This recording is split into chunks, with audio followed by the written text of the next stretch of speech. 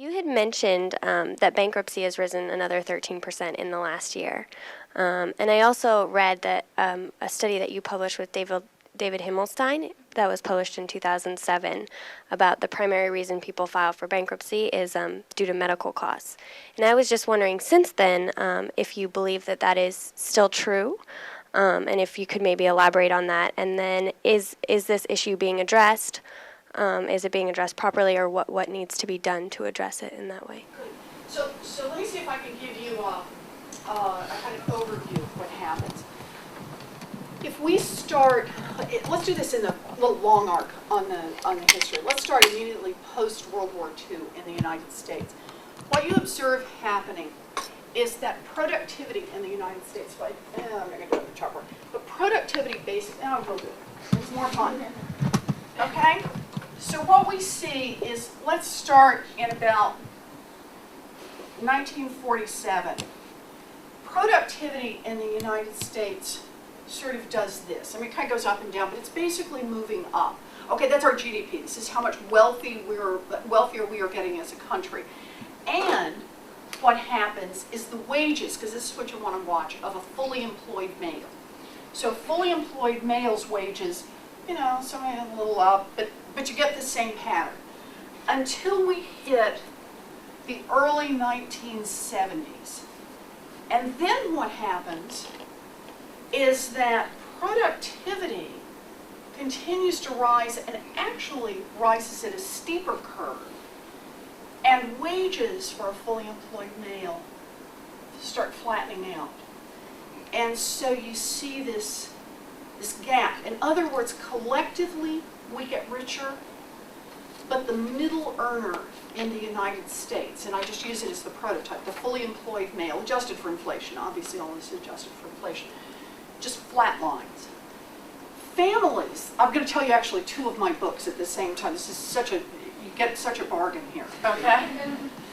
Families respond, I'll give you one more color, by sending more people into the workforce. This is where the married couple is able to keep a little more growth going. So they get some upward trend by sending both mom and dad to the workforce. Of course, if you only have one parent in the household, or if you want to try to keep a parent at home, this is the world you live in. So this is the thrust for America. Now the consequence of this, at the same time, we could do a whole thing on what's happening to expenses, but inflation adjusted core expenses in the United States, and let me just give you what I think of as the core expenses: housing, healthcare costs, child care, transportation, and total taxes. It's 5 pieces. Those go up.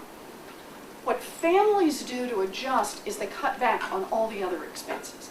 All the ones I think of: food, clothing, appliances, furniture, they're cutting back.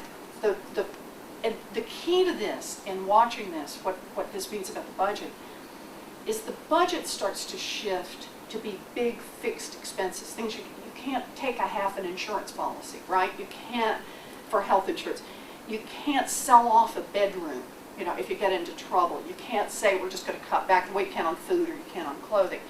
So families have cut back on all their flexible spending. Their core expenses, what it takes to make the monthly payment, continue to rise.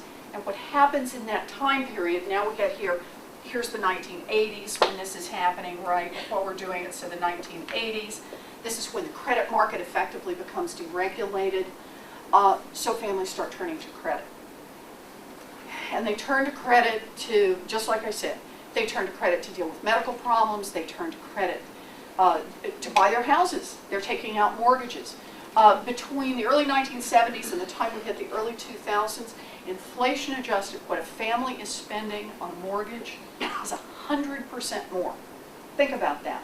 On what is effectively a flat wage for the fully employed male, affordable only if they've got 2 people in the workforce and can keep 2 people in the workforce all the way through, keep making those core expenses. So the reason I go into this is what that means is that by the time you get out here to the 2000s, is that you've got families, I'm just out of ink here. By the time you get out to the 2000s, you've got all these little individual boats, this is kind of how I think of it, that simply are far less secure economically. And then it's the big three. If they get hit by any combination of unemployment, healthcare expenses, unusual healthcare expenses, or a family breakup, they're gone. And that's what our data are all about. So the families who file for bankruptcy, actually, this has always been interesting because of the way the studies were done. The single most likely, this is true even back in the 90s, that would push you over into bankruptcy was a long period of unemployment. Healthcare, the other one, and family breakup, meaning principally divorce, but not always. It's also death in the family. It's couples who were living together and had children and split apart, which is sort of the equivalent of divorce. We have a little of all three going on there. Now, and by the way, for more than half of the families who filed for bankruptcy, they got hit by at least 2 out of 3. So it was some combination of those.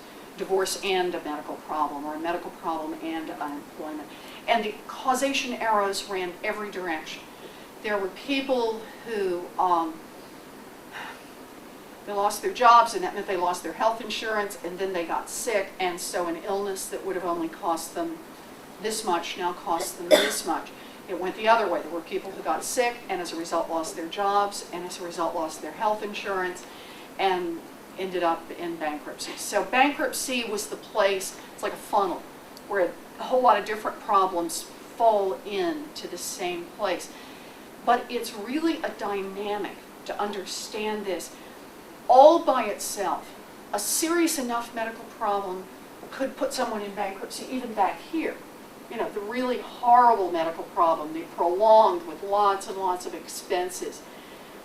The difference was, as families became more economically vulnerable, it took less and less to pitch them over, to swamp the boat, if you stay with the same analogy. So, the difference between our two studies, I knew I would wrap this around to where you were, and that's on the question of health care and medical bankruptcies. We did 2 studies, one based on data drawn in 2001 and one based on data drawn in 2007. And basically what the data show, about half of all those in 2001 who filed for bankruptcy did so in the aftermath of a serious medical problem. Now, they sometimes had other problems as well, unemployment or a divorce as well, but clearly had a medical problem in it. By the time we get to 2007, when we draw our second database, it's up at about 62%. So it is a growing problem in bankruptcy. Now, unemployment is now up. So which one is leading the pack? We don't have numbers for 2010. My view has always been they're both very, very serious problems economically. So I hope that's helpful.